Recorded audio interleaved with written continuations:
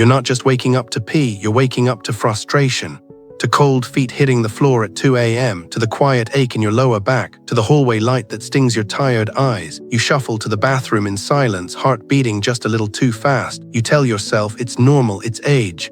But deep down, you miss the kind of sleep where your body disappears for hours and you wake up rested, not resentful. The truth is, your body's not broken. It's just working on a different rhythm now. After 60, your kidneys slow down, your bladder becomes more sensitive, and water, something so simple, so essential, can suddenly become the reason you're staring at the ceiling at 3 a.m. But it's not about drinking less water. That's the mistake most people make. It's about when you drink it. In the next few minutes, I'll show you 5 quiet, powerful windows in your day where water can work with your body instead of against it. No pills, no dehydration, just timing.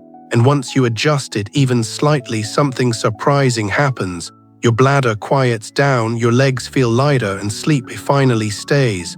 Let's begin, because restful nights are not behind you, they are waiting. Part 1, 7 a.m. The first glass that shapes your entire day. Most people don't realize that the most important step toward better sleep doesn't happen at night. It happens the moment you wake up. That first hour of your morning sets the tone for everything: your energy, your digestion, your circulation, and yes, even how many times you'll wake up during the night. At 7 a.m., your body is quietly asking for help. After a full night without fluids, your blood is thicker, your kidneys are sluggish, and your metabolism is barely moving. You may not feel thirsty, but your system is already behind. And if that internal traffic jam isn't cleared early, your body has no choice but to do it later when you're trying to sleep. This is why so many older adults wake up at 2 or 3 a.m. even when they've avoided water in the evening. Their kidneys are trying to play catch up, but there's a way to stop that pattern before it starts. The solution is deceptively simple. Drink a glass of warm water slowly, gently within 30 minutes of waking. This one act helps hydrate your blood, trigger early filtration in the kidneys, and encourage your bladder to empty when it's supposed to during the day, not the middle of the night. Warm water works best because it doesn't shock your system. It's kind to your digestion. It nudges your circulation awake without setting off alarms. And when taken without rushing, one sip at a time, it tells your body, we're easing into the day, not bracing for it. You might think it's just water, can that really change anything? But your body isn't asking for something drastic, it's asking for rhythm. When you reintroduce water at the right moment, everything starts syncing up. Your blood pressure stabilizes, your bathroom schedule shifts earlier, and your mind feels clearer. Some people notice a difference by the very next night. Others feel their legs less heavy by mid-morning, and the change isn't dramatic, it's peaceful. You don't need lemon or supplements or complicated detox teas, but if you like, a slice of ginger or a few drops of lemon juice can help warm the stomach, ease inflammation, and gently wake the bowels. What matters most is consistency. 1 glass of water, about 5 to 7 ounces, each morning, every morning. Think of it as a small act of trust. You're letting your body know, I hear you. I'm giving you what you need when you need it.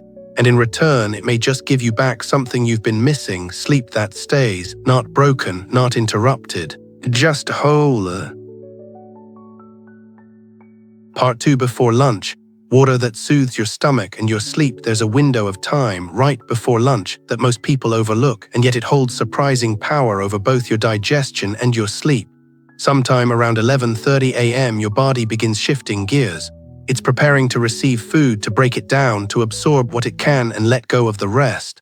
But if you haven't hydrated properly before this moment, everything slows. Your stomach has to work harder to produce acid. Your digestion gets strained. And over time, that strain builds up into things you've probably felt but brushed off: mild bloating after meals, acid creeping up your throat, that heavy, sluggish feeling in the afternoon. It may not seem connected to your sleep, but it is. Poor digestion throws off your nervous system, your blood sugar, and your entire fluid balance. And when your body has to clean up the mess later in the day, your kidneys step in, usually long after you've gone to bed. That's when you wake up. Not because you're overhydrated, but because your body is trying to process what it couldn't finish earlier. That's why drinking a small glass of warm water about 20 to 30 minutes before lunch makes such a difference. It's not just about easing digestion, it's about shifting your body's workload back into the daytime where it belongs. Water taken before eating helps thin digestive fluids, reduce pressure on your upper abdomen, and trigger a gentle filtration response in the kidneys. You start releasing more fluid before dinner, not after midnight. This simple act can mean fewer nighttime awakenings and a calmer gut that doesn't send signals up to your brain at 3 a.m. And just like in the morning, it's not about gulping. It's about sipping slowly, allowing the warmth to prepare your system, not rush it. If you'd like to add something, a thin slice of apple or a touch of cinnamon can bring comfort and aroma without adding sugar or strain.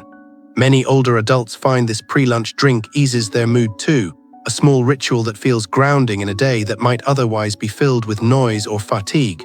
The key here isn't just physical, it's rhythmic. Drinking water before lunch reminds your body when to activate, when to release, and when to rest. And rest is what we're really after, not just at night, but throughout your system. So tomorrow, before you sit down to eat, take a quiet moment, pour a small glass of warm water. Let your body know it doesn't have to work alone. And you may find, just a few nights later, that your sleep is no longer interrupted by things that once seemed unfixable. Part 3, 3 p.m. Release swelling, lighten your body, prepare for peaceful sleep. By 3 p.m. your body has already told you a story, you just may not have noticed it. Your shoes feel tighter than they did this morning. Your socks leave deeper marks. Your legs, once steady, now feel a little heavier, maybe a little slower. That's not just fatigue, it's fluid. As we age, our circulation slows and gravity takes over. Hours of sitting or standing quietly pull water down into your lower limbs, and your body struggles to send it back up. What you feel in your ankles and calves is more than swelling, it's your body holding onto what it doesn't know how to release. And that fluid doesn't just sit in your legs, it recirculates later. For many people, it's in the middle of the night, when your body finally lies flat, that all that stored fluid rushes back toward the kidneys. The result? A full bladder at 2 a.m., tight skin around your feet, or that restless tossing you can't quite explain. But here's what can change that. One small glass of warm water between 3 and 4 p.m. Not too much, not too late, just enough to gently nudge your system. It's time to let go now, not later.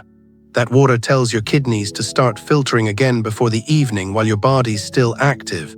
It helps your heart pump more efficiently. It supports your lymphatic system in draining what it's been holding since lunch. And the best part, it lightens not just your legs, but your night. The swelling eases, your body relaxes, and your bladder doesn't have to play catch-up while you sleep.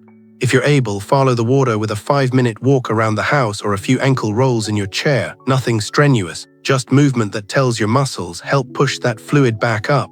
These small actions, done consistently, teach your body to clear itself during the day when you're awake and moving, not while you're trying to rest. It may sound too gentle to be powerful, but that's the beauty of it. The body listens best when we don't shout at it. Warm water at 3 p.m. is like a whisper to your kidneys. You've got time, start now. And over time, that whisper becomes a rhythm, one that clears your limbs, calms your nights, and reminds you that healing isn't about doing more. It's about doing what matters when it matters. So when the clock nears 3, take a breath, sip slowly, and let that small moment help rewrite the way your night unfolds. Part 4, before light activity. Water to move easier, sleep deeper. Late afternoon often brings a quiet shift, your energy dips, your muscles feel tighter, and even small tasks like bending to tie your shoes or reaching for a high shelf feel slightly more effortful than they did before lunch. Maybe you step outside to water the plants, do a bit of tidying, or stretch your back before dinner. These aren't workouts, but they still ask something of your body. And if you move without preparing for it, your muscles might stiffen, your balance might falter, or your heart might beat just a little too fast for comfort. That subtle weariness you feel later, it's not just age, it's dehydration right when your body needs gentle support. What most people don't realize is that drinking just a half glass of warm water, about 15 to 30 minutes before any light movement, can dramatically change how your body responds. This small, timely sip helps your blood circulate more smoothly, your joints feel less rigid, and your muscles stay more flexible. For older adults especially, it reduces the risk of sudden dizziness or leg cramps and helps maintain better control over movement. And perhaps even more importantly, it helps your body sweat gently. That sweat matters, it's one of your body's quietest detox tools. When you hydrate just before activity, your skin takes on more of the cleansing work, allowing your kidneys and bladder to rest later in the evening. You move a little easier, and later that night your sleep is less likely to be interrupted by pressure or urgency. If you tend to sweat more than average or the weather is warm, adding a splash of diluted coconut water or just a pinch of sea salt can help keep your electrolytes balanced without overstimulating your system.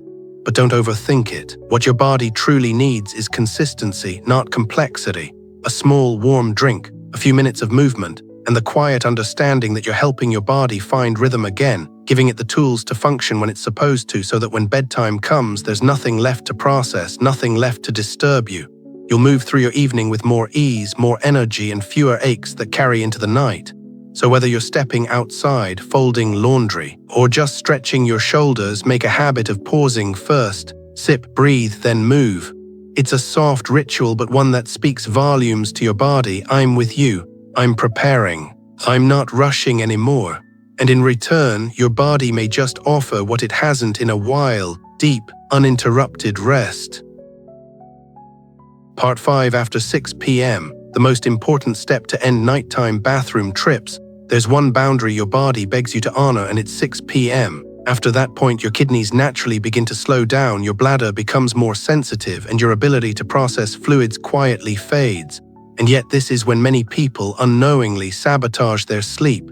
A full glass of water with dinner, a small cup of tea while watching the news, just one more sip before brushing teeth. Each act feels innocent, but to a body over 60, those drops don't disappear, they wait, they pool, they become a full bladder at 1:17 a.m., a jolt from deep sleep, a cold walk down the hall, and a night that never quite recovers.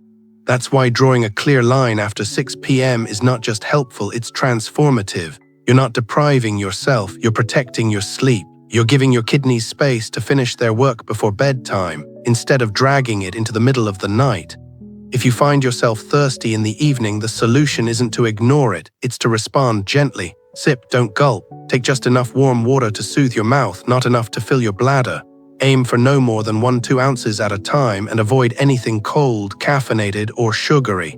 These aren't just hydration choices, they are sleep decisions, and they speak directly to your nervous system. It's safe to rest now.